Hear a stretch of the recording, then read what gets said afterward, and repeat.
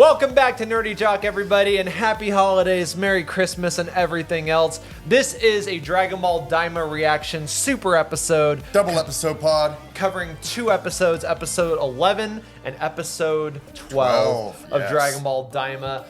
We took a little break for the holidays. You know, Kevin had some family in town. Yeah. I went out of town. Okay. So I saw some family. Northern Cal action, and I stayed in SoCal. So we did have a pretty, we had a pretty great, I had a pretty good Christmas holiday. Did you have a good Christmas holiday? I did have a pretty good Christmas holiday. Yeah. It was an exciting time, some new developments in life. Oh yeah, for me for sure. Yeah, if you want to tell everybody. Well, everyone, this December, this Christmas break, I just got engaged. Yeah. So to my beautiful girlfriend Angie, we love you. I love you, and I can't wait to spend the rest of my life with you. Yeah, she's amazing, guys. She loves this nerdy jock, and you know now she watches anime. So I got a real one. And we kept talking about eventually we got to get her on. Yeah, for sure. Yeah, because like all people who date otakus or whatever, it's part of the process is getting them into whatever you're watching. Exactly. Because if they're not into it, then there's trouble on the horizon. Yeah. But you've said that you've gotten her into Demon Slayer, different things. She likes Demon Slayer. She's down with. She's not so much into Dragon Ball actually, but she does love.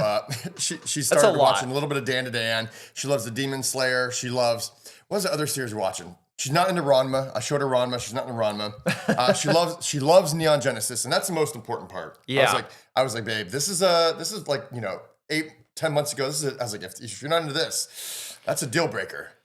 Yeah, that's a tough one. That's a tough one. Yeah, I mean, Evangelion, that's the true litmus test. That's what helped create who I am.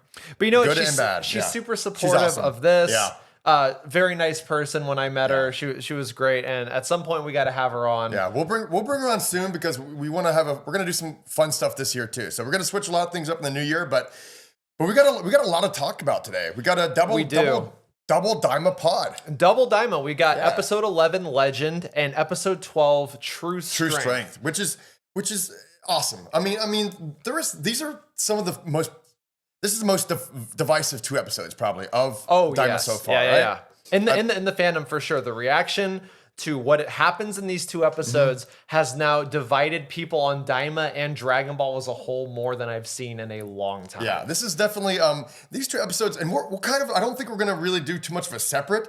I think let's just talk about like both of them because they actually do work as a pair. You know? Yeah, they are two peas in a pod. Episode 12 True Strength is just a continuation of the events of Legend.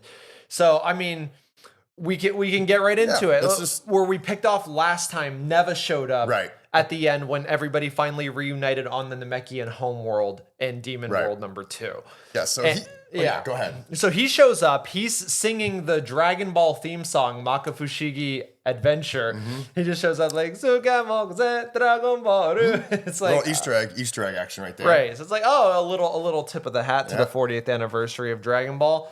And Piccolo immediately is just like, listen, cut the crap, old man. I know that you're not senile. There's something up here, and you know what's going on. And he's like, all right, you got me. Yeah, and then he had to basically does some more explaining of the history of that Namek world, or that the Namekians of the Demon world, and why he stayed when everyone else left with the big demon migration, which we'll probably see another spinoff in Dragon Ball Migration. Where all the demon something like some kind of spinoff show. But basically, I mean, this is all stuff we already knew.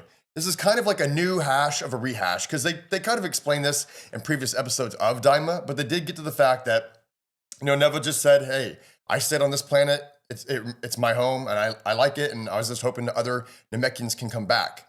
Now, the biggest part of this interesting with Neva was that in the last episode, when they teased Neva, coming in at the very last seconds, it did have an ominous tone to it, and maybe a little bit of a possible threat, or we don't really know where his true ambitions and his allegiances lie. And what we quickly found out in this one is he's just like everyone else in Dragon Ball Daima. Yeah, pretty much. Now he's on the ship. Yep.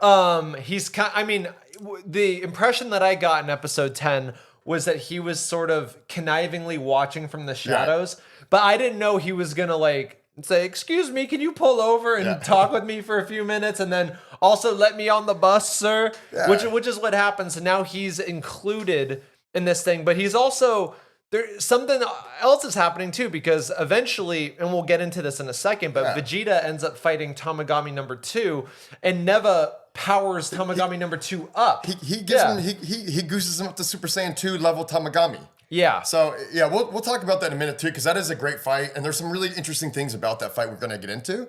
But on the Neva part, is that the point I was wanting to make was that, you know, one of my gripes is that I don't feel like there's any kind of threat in Dragon Ball Daima to anyone posed ever.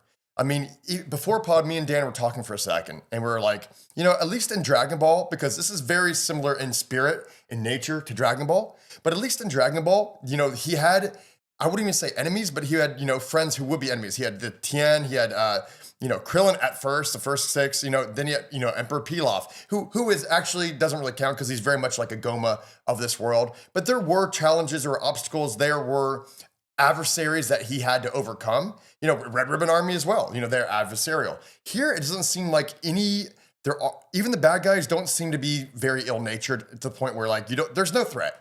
It's very much like we're strolling through the demon worlds. You know, how do you feel about that? No, you're absolutely right. One of the attractive things that we were enjoying about this show, and we're like, it feels like Dragon Ball, right? But also feels like a JRPG. But it felt like, okay, they're kids again. They're underpowered. You know, they're gonna have to face new challenges. And one of my gripes about that has been, was the kid thing even necessary? Because Goku seems to be able to go Super Saiyan 2. Yeah. He seems to have all of his abilities intact. Are they really underpowered? We're told, not shown, that they're underpowered. And then now it feels like where this show has gone is from a feeling of Dragon Ball to something like Dragon Ball Heroes, the web series, where it's just like, well, what would happen if Super Saiyan God Gogeta fought against Super Saiyan 4 Gogeta, or Super, you know, and all this stuff. Like, that's what it feels like now. And you're right, it doesn't feel like there's a threat. Who is the big bad here? Is it? I mean, eventually, like, come on. Obviously, Kuu and Do are going to fuse. We'll get into them because we had the reveal of Majin Kuu. Oh yeah, but that's another in this episode. But of course, they're going to fuse at some point. I mean, because Dragon Ball just keeps repeating itself. I mean, we've had Cell Max already. We've had Frieza innumerable times, and they always follow the same kind of beats as before. And you know, we know that Majin Buu, when he became Super Buu, was a fusion of Fat Buu and Evil Buu, or whatever, the skinny gray Buu. So yeah, I mean, it's very obvious that that's going to be the threat. But you're right. In Dragon Ball, there was an overarching enemy in every single thing. Even just Ten Shinhan, aka Tien, and the 22nd Tenkaichi Budokai. He was a pretty big threat. Yeah. I mean, he was evil. He was like, oh, we're from the rival school, and this school actually has better techniques. Yeah. We have the Kikoho, which is better than the Kamehameha. And Tien just beat the shit out of Goku. He beat Goku down. He did at first. Chaozu beat the shit out of Krillin until Krillin made him do math. Back in my day, when they just beat the shit out of kids in anime. but there's no threat, and there's no consistency with why are they kids? Yes. Why are they kids? And this is one of the reasons why this is so divisive, is that nobody can figure out who this show is for. Right. And why are they kids? And really, there is no point to them being kids if they can go Super Saiyans 1, 2, and 3. And 3 now. As kids. True strength. Yeah, we'll get into that. Yeah. But I mean, but you're right. There is no credible threat anywhere. And we know that Piccolo, Vegeta, and Goku are going to fuse because that's been teased, that there's a 3-way fusion that will occur. And it's weird. It's weird, Dan, because okay, let's say we're leaning in. Let's say Daima was just a 40th anniversary fan service kind of series, right? Let's say sure. But if that was the case, then it wouldn't be doing what they're doing now, because they're messing up showcasing of, in my opinion, you know, Super Saiyan. You know, by the way, spoilers, obviously. Right. If you haven't seen it, sorry everybody. Yeah. I mean, it's all over the internet. It's all over, man. I mean, it's all over. It's like when Gohan Beast was spoiled. Yeah, you know, like exactly. Super Saiyan 3 Kid Vegeta. Yeah, Kid Vegeta. I mean, and that single thing by itself is the most divisive thing I've seen. And people arguing over that. I have very mixed feelings about that as well, which we'll get to in a second, like we keep saying. But long story short, in this episode, by the way, I know we've just been ranting for a little bit, but we haven't, because we've been on a hiatus. We haven't got to talk about this. But it's just like, in general, it's really hard to place where this is going. And it really would be a little more interesting if there was a credible threat. Now, I did notice, which I don't know why I didn't realize this, but like 3 weeks ago when I was watching Daima, I watched the opening again, and it does show the black eye, or the black eye of doom, or whatever that Goma is going to eventually use, which I'm going to have to assume is going to be incorporated in the next 2 or 3 episodes to get him up to which Hybis might have. Hybis might be the one with the third eye. Yeah. That's a dumb. Okay, sorry. There are no dumb rumor. No, there is. That's a dumb one. I thought that myself. I was like, no, that's not it. That's not it. I mean, maybe he's connected to it somehow, but that can't be it. Why the hell is he still there? He's not even flying the plane anymore. Hypes. And in this one, we're just we're kind of going on, we're rambling a little bit today. Well, but there's not much to talk about in Legend. It's like, because it is the same thing that we've complained about Daima before, where it's the same plot beat over and over again. Arinsu creates Majin Kuu from her saliva and a piece of Buu and a Cyberman, and he didn't work. So then she does it again and adds a little bit more essence of Buu, and now makes Do, and then he does the same exact thing. Yeah. But in Majin Do, it is interesting to see. At least he's a little bit different, but still fun. I mean, I like the fact that Kuu and Do both have a little more personality than original Majin Buu had. A little more. They do talk a little bit more. It's a little funnier. Like I will admit that I really did enjoy when they created Majin Do this episode. That was kind of fun to see Fat Buu come back. But but of course he loves chocolate, just like any Majin Buu, Majin Do, Majin Kuu would. And it was fun to see that, because Kuu wanted a brother. Because you know what, Kuu is slowly growing to be like one of my like sneaky favorite characters of Daima. No, Kuu is great. Yeah, Kuu is pretty damn fun. Kuu is great. He's funny. I mean, yeah, he's smart. He's an intellectual. Yeah, he's caring. He's considerate. I was like, guys, Arinsu, Marba, you guys are like making the worst overlords. If you're trying to make some demons, like you guys are doing a pretty poor job of that, I was like, no, Kuu is very funny. He's very smart. Apparently, according to him, he's a good singer. Yeah, and he's good at grocery shopping. And we'll find out in the next episode. He's a mathematician. Is that it? Mathematician. So we have that. We have Arinsu and Do beginning to fight Tamagami number 1, which is already more of a challenge for Tamagami 1 than Kuu was. Yeah. And then we have Vegeta taking on Tamagami number 2. Exactly. And we end on the cliffhanger with the Kraken.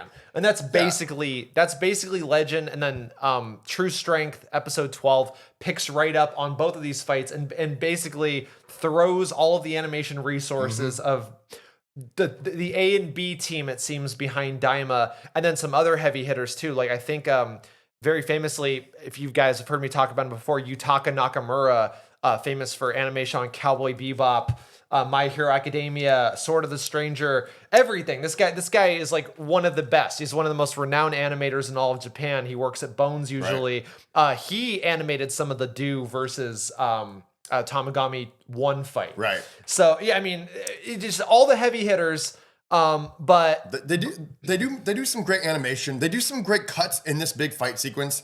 And I mean, at least the Kraken is playing a particular point in this episode, because we were like, what is the Kraken even doing here? Is this just a waste of our time? We don't know. But then we realized, wow, the summary on the wiki is so short for this episode, because it's basically just a fight. Yeah. Well, so here's another fun note. Since we're talking about episode 11 and episode 12 now as a one pod, like as a mega pod, even though it's probably going to be like 25 minutes, is that we know Akira Toriyama's a Star Wars fan, obviously. A lot has been taken from Star Wars generously. They have borrowed. What if Majin Do and Majin Kuu fuse to become Majin Dooku, like Count Dooku from Star Wars? That's actually a really interesting prediction that might actually occur. Because Dooku. I was wondering what the fusion is going to be named. Are they going to be like, okay, like what's the mean point between D and K? Yeah. I was like, is it going to be Majin Goo, Majin Who? And then it's got to be after Count Dooku as Majin Dooku, because we already have Glorio Solo, the Han Solo-esque character. We have them, space battles or sky battles in the demon world. We have them doing interesting fights in little taverns and whatever, like the Tatooine Cantinas fight scene, stuff like that. Like, it's happening every episode. Star Wars plays a heavy part in this, but we're not talking about Star Wars. We're not talking about Star Wars, and I will, because I think that we're going to rant, and it's going to be mostly negative at a certain point. So I just want to briefly talk about what I liked about the Vegeta versus Tamagami 2 fight. I liked the way that it was choreographed. It really showcases that Vegeta is a different fighter than Goku, which I love when they do. They add personality to the actions. Tamagami 2 has this giant lance. Yeah. He's swinging it at Vegeta, and Vegeta's doing like Sekiro Shadows Die Twice deflections with his hands, like ding, ding, ding, and then gets cut on the cheek and stuff like that. He's a totally different fighter. And just my hat off, all kudos to the animation team. One of my favorite moments, we talked about, we saw that nightclub scene, which was unlike anything we had seen in Dragon Ball before. Mm-hmm. There is a beautiful thing when Vegeta is in the mouth of the Kraken where he goes Super Saiyan 2, where it's in the dark and you just see like him just power up and it just light everything up. And I was like, that was beautifully rendered.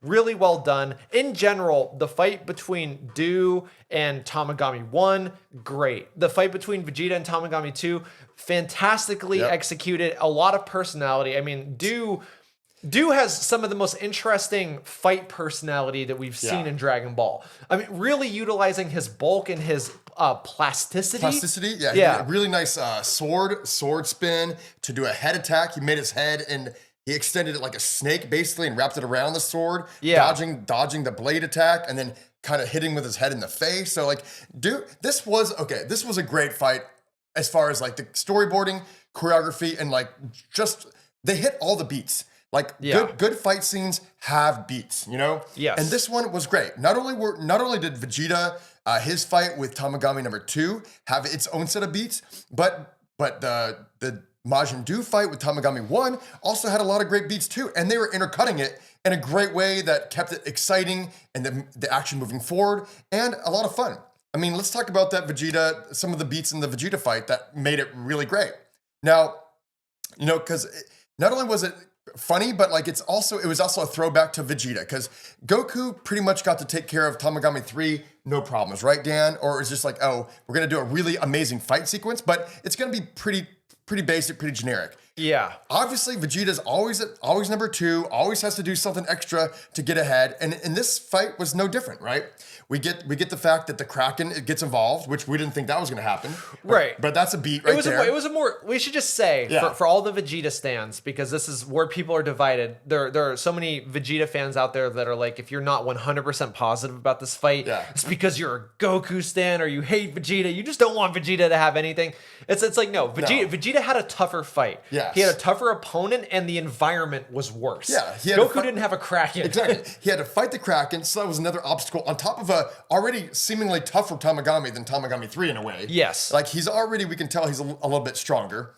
And then we had the fact that Neva does his like rainbow powers or whatever, and he soups up Tamagami number 2 to basically Super Saiyan 2 level to equal him out to Vegeta. So there are obstacles going on here that are a little bit different than the Goku fight. And it's funny to see, you can see Vegeta's reaction like, oh no, not now, and that was a great throwback to just Dragon Ball Z and all the situations where Vegeta's had to kind of excel in ways that Goku didn't, because Goku's always been about the art of the fight and the pureness of the battle.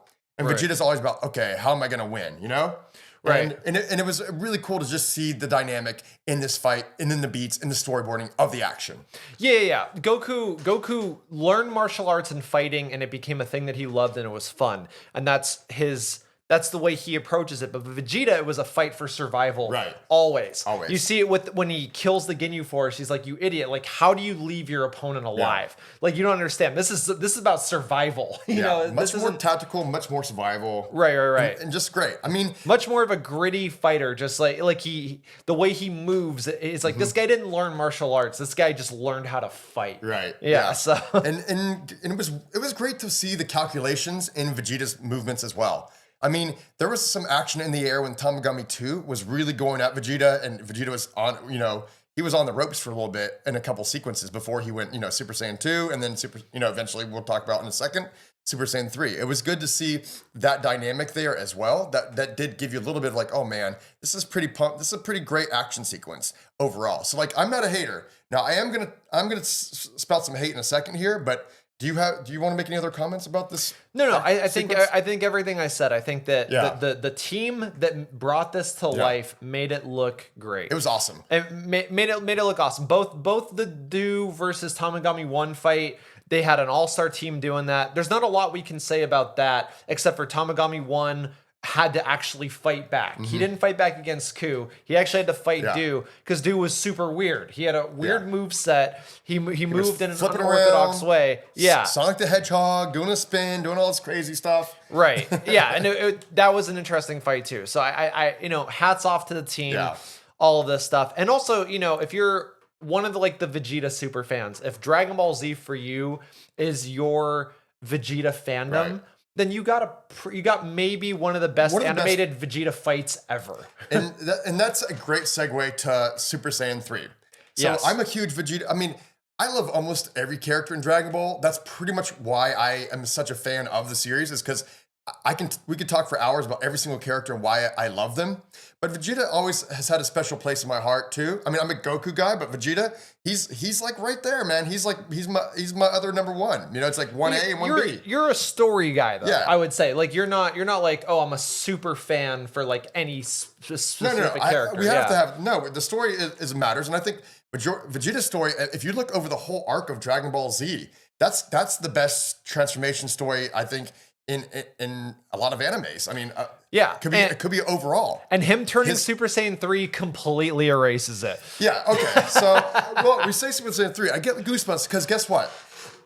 Here's my qualm. All right. And I love some of the action sequences, some of the moves. Like when he went Super Saiyan 3, first time ever, I was like, oh my God, I've been waiting decades for this. I mean, every fan who loved it has been waiting forever for this moment, right? Right. And he did some amazing things in Super Saiyan 3 form.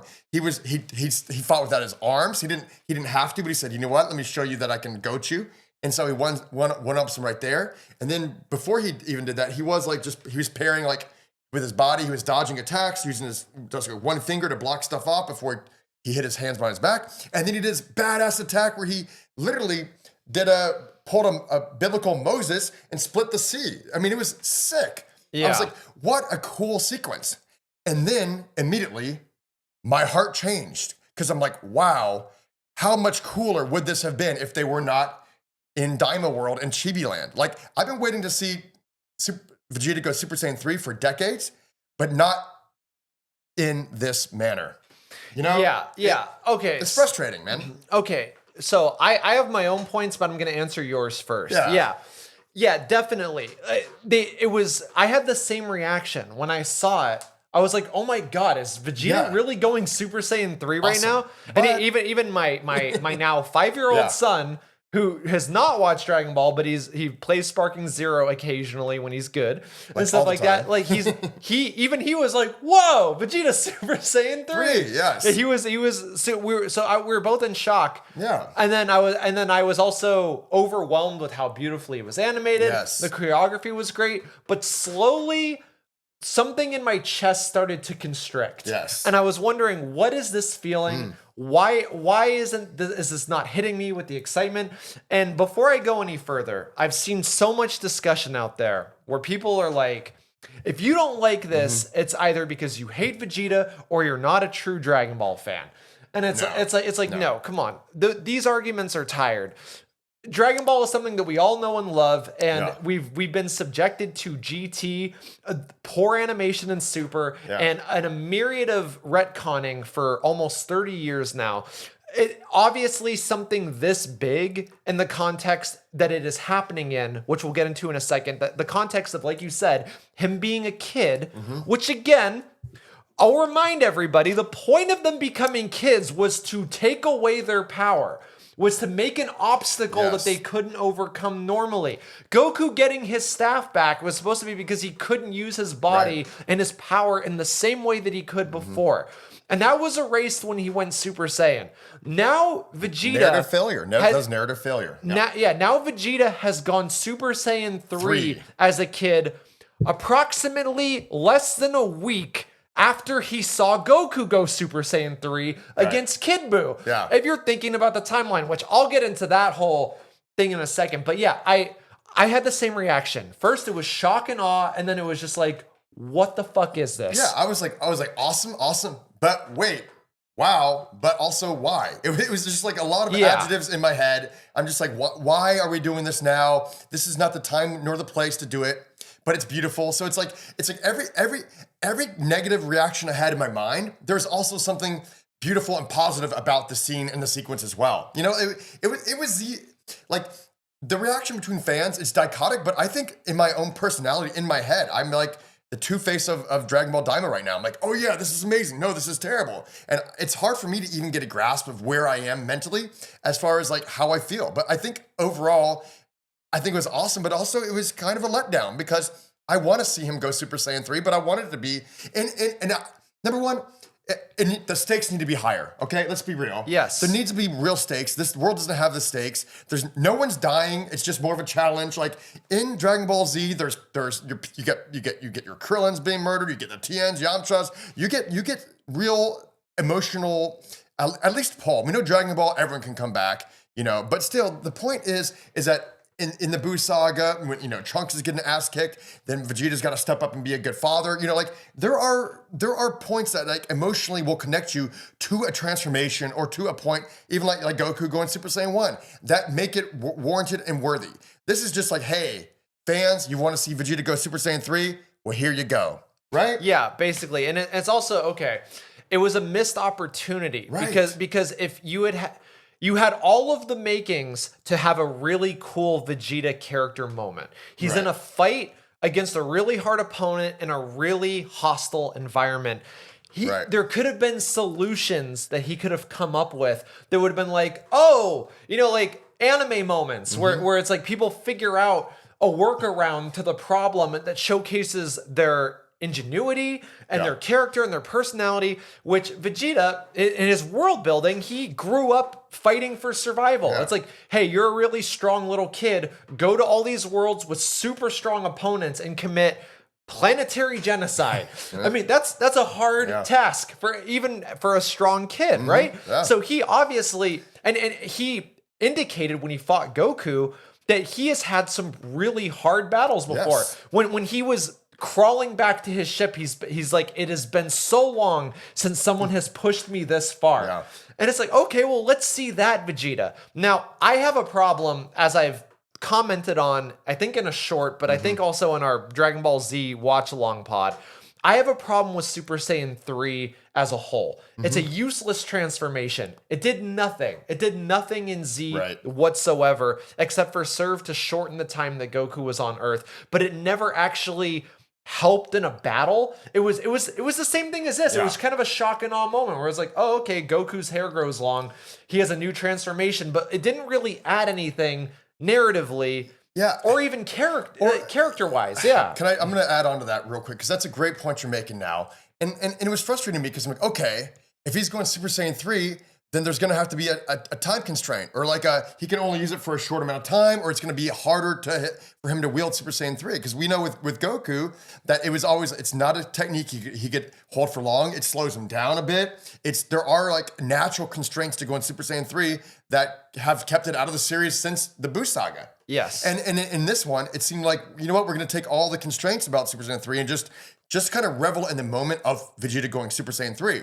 But immediately I'm like, oh shoot, this is great because he's gonna have to beat this Tamagami in less than a minute or two, or he's gonna be doomed and he's gonna have to go back to Super Saiyan 2 if that even takes, or maybe it's gonna take all of his energy. I mean, these are all like super fan nerdy questions asked, but they're important to talk about. Right. You know? It's like it's great but frustrating at the same time. It was honestly too, like I said earlier, it kind of erases Vegeta's arc in Z. The final endpoint to Vegeta's arc is when he is watching Goku as Super Saiyan 3, which if we want to assign any utility to Super Saiyan 3, we could say it was for this. It was for this Vegeta moment where he's watching Goku fight Kid Buu, and he has that realization. It's like, you know what? You are better than me, Kakarot. You are. And I understand why now. I understand why. Because you always just trained and got stronger, and I took for granted that I was supposed to be the strongest. It's an important moment for Vegeta. And the timeline of the show, it's been like a week since that happened. It's been not long, guys. Yeah, it's like okay. It's been a week technically. I think there's debate on Dragon Ball fandom all over the world, but at most it's been less than a month. I thought that the first episode of Daima, when they were having the party, was like a week was after. the day after they defeated Boo. They're like, okay, now we're at Bulma's house and we're eating to celebrate and stuff like that. That's what I thought it was. I mean, even if it was a month. Even if it was a month, it doesn't make any sense. I mean, Goku, again being the voice of the audience, was like, wow, how did Vegeta figure out how to do that? And Bulma gave the bullshit, like, I feel like Bulma was the mouthpiece for Toei, where she's like, well, Vegeta's been training by himself for a long time. It's like, yeah, but he didn't go Super Saiyan 3. Yeah, I didn't see him go to the room of spirit and time, the hyperbolic time chamber. And I think there's a limit on that, right? Yeah, you can't. He can't anymore. He's used up his time in there. So, I mean, I feel like where Daima is failing in general is that it is doing eventually, because I'm a huge fan of Dragon Ball Z, but I have always felt that there was a point where it shifted away from people having character growth to overcome obstacles to just transformations to overcome obstacles. And transformations just became Deus Ex Machinas. Right. And that's what this is. I mean, like, listen, if you're a Vegeta stan and you've been waiting forever to see Vegeta go Super Saiyan 3, and if I have, I mean, yeah, exactly, we all have. I mean, we saw it in Heroes. We saw it in Heroes. I know Heroes isn't canon. I don't watch no Heroes. Right. but it's like now we have a canon Vegeta Super Saiyan 3. Cool. And stuff like that. It's like, if you've been waiting, if like that is just what is exciting to you, it's like, I get it. It's pro wrestling. Right. It's pro wrestling. You've been waiting forever to see this cool thing happen in the ring. And it doesn't matter what of course the story matters, but it doesn't matter. Like, you just want to see Vegeta get his flowers. There is nothing wrong with that. Yeah, that's cool. There is nothing wrong with that. My complaints about this are because I am so narrative focused. Right. And I see the missed opportunity, because we had this really amazing setup for a strong, tough fight to show, and this is an opportunity. Put your writing, back yourself into a corner, and then write yourself out of that corner. And the character is the thing that gets you out of there. Yeah. The ingenuity, the tactics, whatever they do, that's what it's going to do. And Super Saiyan 3, I feel, is a cop-out. Yeah. Okay. Yeah, I mean, I agree. I mean, like, my final thoughts on the Super Saiyan 3 Vegeta thing are, it's very mixed. I mean, like, I love seeing the transformation, but I also would have liked to see the transformation in adult form in Z. But it was also one of the most gorgeous fights in Daima and possibly even Dragon Ball. It was a great sequence, right? But also didn't really serve a story, narrative. There was no the narrative depth was missing. So, like, for every good thing this fight had, and it had a lot, it had just something on the opposite side of that spectrum to negate the joy that it brought. Ultimately, I think that how I will remember Daima is the most beautifully animated Dragon Ball series with the least stakes. Yeah. It's like very low stakes. It's a great show to watch, to see your favorite characters doing awesome stuff. Yeah. Which if people are like look, there's nothing wrong if you didn't find fault with this. Like, this was a big moment. It was sweet. I mean, it was a big moment for a lot of people who were like, this is like a big emotional moment. Like, I am happy this happened. There's nothing wrong with that. Mm-hmm. Yeah. But I agree with you. If it was gonna happen, it should have happened under different circumstances. Some distress, duress. Yeah, something like that. He should have discovered it. It should have been like painful. It should have ripped out of him as he's on the verge of death or something. Where it's like, he's like going to die.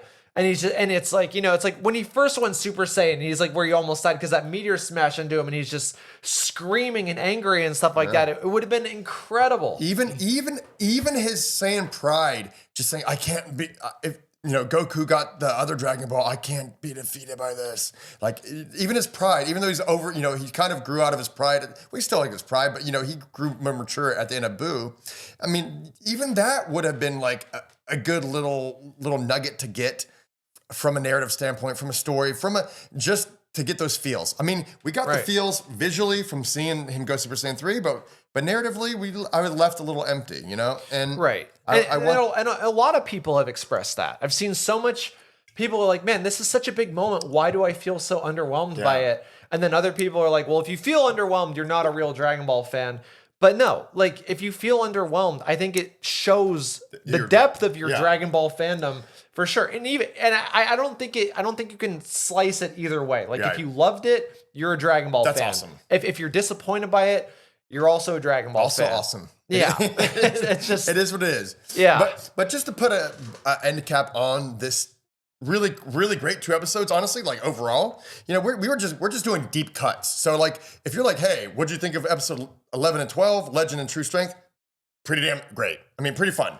Like I had a hell of a romp. It was a really great 2 episodes. I've watched them multiple times and I'll watch them again. So like there's no hate there overall. But if we're gonna put a little cherry on top of this, the good thing is that we're talking about how, Dan, you're talking about transformations and how important they became in Dragon Ball Z. And I just want to segue here and say they just announced this week that Dragon Ball Super will be starting back with a one-shot in February, like February 13th or 14th. So second week of February, Dragon Ball Super is coming back. So when we talk about the lack of narrative storytelling and plot, remember, in Dragon Ball Super, you're talking about the manga, right? Yes. Yeah, not the animation, of course. The manga is coming back, which means they're probably potentially there's talk about a movie. Well, Toei has announced 2 mystery movies for 2025, and people suspect one of them will be One Piece because that makes a lot of money. But there could be a Moro arc movie that is also the scuttlebutt. People are speculating. We should have an episode where we talk about these movies because in general, I hate these like, oh, we're just gonna pre-cap the season. Like these money grab like pre-caps piss me the hell off. Honestly, I think they're trash for the most part. Well, I think it's an unfortunate reality that's part of how anime makes its money. Yeah. I mean, we used to not have streaming. You used to either have TV shows, which there were toys that were sold for TV shows. That's how they made their money back. TV merch, all that stuff. Then you had movies, which obviously ticket sales, that's still a viable option. It seems like as Hollywood is dying and ticket sales are going down, anime ticket sales are going up. Well, people are going to watch Dan episodes 1, 2, and 3 combined into a movie, for example, or Demon Slayer or whatever. Well, Demon Slayer is a perfect example because they have the Mugen Train arc, right? Yeah. If you have, I don't know if you've caught up or not, but like that was a film. They turned that into film, and that was actually like a perfect hour and a half. That was like film worthy. It had a whole arc. It was a badass way to open the series or that season of the show, and it really worked in a film form. The problem with the Dragon Ball movies is that it's like, oh, we have like 12 different pieces of the whole season that we're just gonna rip characters and plot points from and kind of put it into 1 hour long thing, and it never really works. I mean, Frieza F, Resurrection F, Frieza, that one, same situation. Dragon Ball, Superhero, a lot of that situation as well, So as much as I am excited to see the Moro arc and get on that, I'm not too fond of the pre-cap movies. But I mean, if they just tell the story as movies, that's one thing. Because I was like, okay, like Battle of Gods and Resurrection F are fine if Dragon Ball Super starts afterwards. It's like assume that the fan base has a vocabulary of they've seen Battle of Gods, they've seen Resurrection F. Now don't just redo it in 26 episodes or however long it took, It's kind of weird. And worse animation too. Yeah. It's like just please don't. But the point is, now to weave back to the very beginning here, was to just finish off and say that even though there wasn't a great narrative growth for Vegeta in this moment, it was a cool action sequence to watch. Last things last is that in the Super, because it's coming back, they are, we talked about this before, they are making narrative, they're making they're taking some risk. You know, Goku has Ultra Instinct and Vegeta's going a different path with Ultra Ego. So, and they're getting different techniques that come with those powers. So like, that's an exciting part just of Dragon Ball Super fans and Dragon Ball fans in general, that even if you were let down, like we were a little bit with the Vegeta transformation, as awesome as it was from a visual perspective, and as sad as it was from a narrative perspective, we have Dragon Ball Super to look forward in the future too. We do. And I would say for Ego and Instinct, those feel more earned because they were seeded so early. Right. All the way back to when Whis is training them and he's telling them what their strengths and weaknesses are. Exactly. And Resurrection F. It's like, Goku, you're this, but you're this. Vegeta, you're this, but you're this. And it's like, oh, perfectly, you know, if they're training with God powers, of course they would achieve the maximum side of that thing. You know, so like, that made sense. But yeah, just to cap this off, I will say that Tamagami 2's like secret test made me laugh really hard. Yes. Where he pulled out the little flashcards. I love it. And it is doing that insane math word problem. This annoyed the hell out of me as a kid. I couldn't figure it out, but Vegeta's too smart for that. And right. It was a trick. It ended up being a trick question. It's a trick question. Yeah. So. It was more of a riddle than anything else. But it was funny just how much information was being added to all the different people that this person was visiting and giving cookies to and stuff like that. It was great. Well, we spent so much time on Super Saiyan Vegeta. Like, shoot, we're 40 minutes in. One last thing was that let's talk about the final test for Tamagami number 1. Right. You know, there's a math problem. And I was like, no way in hell Majin Kuu gets this, you know? But luckily, you know, Majin Kuu, I guess this could be a little Easter egg, is that like, he said, I thought he told him like to his ear, or he quietly whispered it, but maybe they have a telepathic brother connection too, where he can just speak into his mind. Because Arinsu was unclear. Yeah, it was unclear, but I was like, could be cool. I thought he said it out loud. Yeah, I thought he did too. I was like, is it cheating if another person gives the answer? You know, because he says, he's like, yeah, well, you know, he couldn't have done without me, and it was like another great Kuu moment, because he is quickly becoming one of my favorites in Dragon Ball Daima. You know? Yeah, he's funny, he's great. But yeah, it was, I mean, both of these tests were interesting, but Tamagami 2's was hilarious. Tamagami 2 was great, man. I loved how angry Vegeta was getting as he was listening. I was like, starts going Super Saiyan. Yeah, and he gets his forehead wrinkle with the classic Vegeta, you know, blood vein wrinkle thing in his forehead. You're like, okay, that's such a good moment. That's me in elementary school, just listening to these things. Yeah, that is a great Vegeta character moment. Yeah, exactly. That was a great Vegeta character moment. And two great episodes. I know we complained a lot, but we still loved them. I loved it. It was still good. It was still fun. Yeah. And it seems like I was wrong. We will have an end of Daima at episode 20, because now all the Dragon Balls are accounted for, and it's gonna roll. Now this train is the brakes are off, and this thing is just headed to conclusion here. We got like what 9 or 8 more episodes. I think it's 20 episodes total. Yeah, we got 8 more. We got 8 more episodes. So I think from now on out, we're gonna be in for a feast, guys. So I'm super stoked, and just so you know, there will be a hiatus next week, so we're gonna try to shoot something else for you guys. We promised some other things last week or a couple weeks ago. I think we'll be rating our favorite. We'll be rating every episode. We'll be doing a rating so far up to episode 11 or 12. Yeah. So we'll do that. And I guess we'll catch you next time on the Dragon Ball Daima Pod. Yeah. Oh, make sure to subscribe, and share with your friends. That's all we're going to say this time. We're not plugging forever. We're just glad to be back, and happy holidays. Happy holidays. We'll see you next year. Os! All right. That was good. Yeah, that was great.